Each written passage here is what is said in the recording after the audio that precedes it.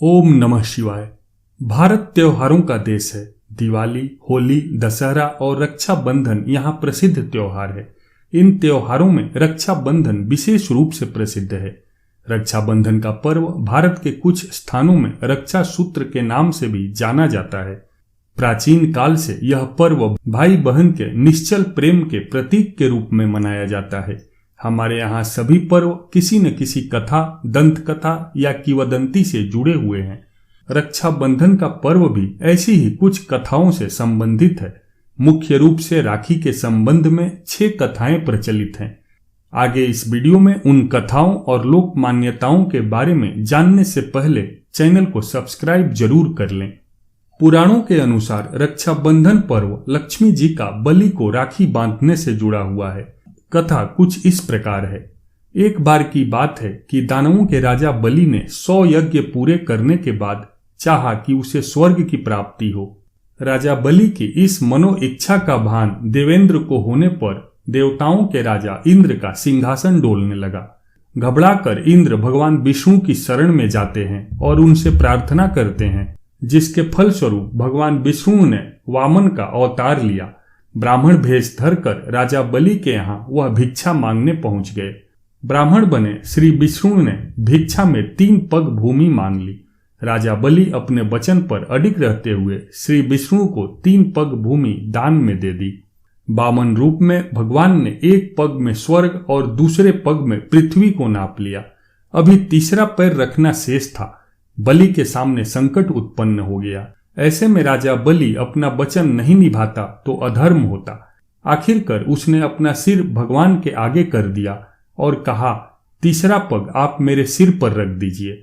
वामन भगवान ने ठीक वैसा ही किया। श्री विष्णु के पैर पड़ते ही राजा बलि परलोक पहुंच गया। बलि के द्वारा वचन का पालन करने पर भगवान विष्णु अत्यंत प्रसन्न हुए। उन्होंने आग्रह किया कि राजा बलि उनसे कुछ मांग ले। इसके बदले में बलि ने रात दिन भगवान को अपने सामने रहने का वचन मांग लिया। श्री विष्णु को अपना वचन पालन करते हुए राजा बलि का द्वारपाल बनना पड़ा। इस समस्या के समाधान के लिए लक्ष्मी जी को नारद जी ने एक उपाय सुझाया। लक्ष्मी जी ने राजा बलि के पास जाकर उसे राखी बांध अपना भाई बनाया और उपहार स्वरूप अपने पति भगवान विष्णु को अपने साथ ले गई। उस दिन श्रावण मास की पूर्णिमा थी। उस दिन से ही रक्षाबंधन का पर्व मनाया जाने लगा। दूसरी किंवदंती के अनुसार एक बार देव और दानवों में युद्ध शुरू हुआ। युद्ध में देवताओं पर दानव हावी होने लगे। यह देखकर इंद्रदेव घबराकर बृहस्पति के पास गए। इसके विषय में जब इंद्राणी को पता चला तो उन्होंने रेशम का धागा मंत्रों की शक्ति से पवित्र कर इसे अपने पति के हाथ पर बांध दिया। जिस दिन यह कार्य किया गया उस दिन श्रावण पूर्णिमा का दिन था। उसी दिन से ही श्रावण पूर्णिमा के दिन यह धागा बांधने की प्रथा चली आ रही है। राखी का यह पर्व पुराणों से होता हुआ महाभारत अर्थात द्वापर युग में गया और आज आधुनिक काल में भी इस पर्व का महत्व कम नहीं हुआ है। राखी से जुड़ी एक सुंदर घटना का उल्लेख महाभारत में मिलता है। सुंदर इसलिए क्योंकि यह घटना दर्शाती है कि भाई बहन के स्नेह के लिए उनका सगा होना जरूरी नहीं है।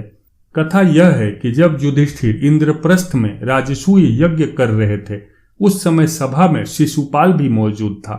शिशुपाल ने भगवान कृष्ण का अपमान किया तो श्री कृष्ण ने अपने सुदर्शन चक्र से उसका वध कर दिया। लौटते हुए सुदर्शन चक्र से भगवान की छोटी उंगली थोड़ी कट गई और रक्त बहने लगा। यह देख द्रौपदी आगे आई और उन्होंने अपनी साड़ी का पल्लू फाड़कर श्री कृष्ण की उंगली पर लपेट दिया। इसी समय श्री कृष्ण ने द्रौपदी को वचन दिया कि वह एक एक धागे का ऋण चुकाएंगे। इसके बाद जब कौरवों ने द्रौपदी का चीर हरण करने का प्रयास किया तो श्री कृष्ण ने चीर बढ़ाकर द्रौपदी के चीर की लाज रखी। कहते हैं जिस दिन द्रौपदी ने श्री कृष्ण की कलाई में साड़ी का पल्लू बांधा था वह दिन श्रावण पूर्णिमा का ही दिन था। महाभारत से ही जुड़ी राखी की एक अन्य कथा भी प्रचलित है। पांडवों को महाभारत का युद्ध जिताने में रक्षा सूत्र का बड़ा योगदान था। महाभारत युद्ध के दौरान युधिष्ठिर ने भगवान श्री कृष्ण से पूछा कि हे कान्हा, मैं कैसे सभी संकटों से पार पा सकता हूँ, मुझे कोई उपाय बताएं।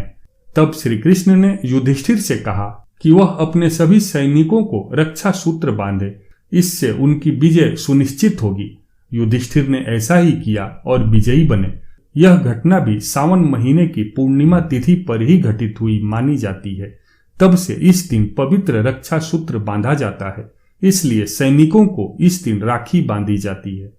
पांचवी कथा के अनुसार सिकंदर पूरे विश्व को फतह करने निकला और भारत आ पहुंचा। यहाँ उसका सामना भारतीय राजा पुरु से हुआ। राजा पुरु बहुत वीर और बलशाली राजा थे। उन्होंने युद्ध में सिकंदर को धूल चटा दी। इसी दौरान सिकंदर की पत्नी को भारतीय त्योहार रक्षाबंधन के बारे में पता चला। तब उसने अपने पति सिकंदर की जान बख्शने के लिए राजा पुरु को राखी भेजी। पुरु आश्चर्य में पड़ गए, लेकिन राखी के धागों का सम्मान करते हुए उन्होंने युद्ध के दौरान जब सिकंदर पर वार करने के लिए अपना हाथ उठाया तो राखी देखकर ठिठक गए और बाद में बंदी बना लिए गए। दूसरी ओर बंदी बने पुरु की कलाई में राखी को देखकर सिकंदर ने भी अपना बड़ा दिल दिखाया और पुरु को उनका राज्य वापस कर दिया। छठवीं और अंतिम कथा के अनुसार बात उस समय की है जब राजपूतों और मुगलों की लड़ाई चल रही थी। उस समय चित्तौड़ के महाराजा की विधवा रानी कर्णवती ने अपने राज्य की रक्षा के लिए हुमायूं को राखी भेजी थी। हुमायूं ने भी उस राखी की लाज रखी और स्नेह दिखाते हुए उसने तुरंत अपनी सेनाएं वापस बुला ली। इस ऐतिहासिक घटना ने भाई बहन के प्यार को मजबूती प्रदान की। इस घटना की याद में भी रक्षाबंधन का पर्व मनाया जाता है।